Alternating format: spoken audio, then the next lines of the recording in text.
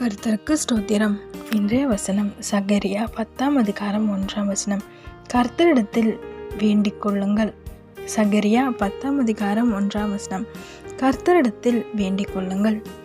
இன்னைக்கு உங்ககிட்ட சொல்கிற ஒரு வார்த்தை அப்படி என்னன்னா, கர்த்தரத்தை கேளுங்கன்னு சொல்கிறார்.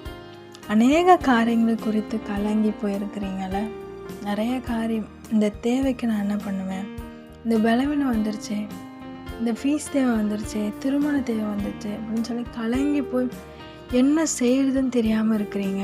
இங்கே வசனம் ரொம்ப அழகாக சொல்லுது, கருத்தெடுத்து கேளுங்க, அவருக்கு வேண்டிக் கொள்ளுங்க, உங்களுக்கு தேவையானதை நேர்த்தியாய் செய்து முடிப்பார். ஆமென். விசுவாசிக்கிறீங்களா? அது என்னவாக இருந்தாலும் அவர் சித்தத்தின்படி செய்வார்.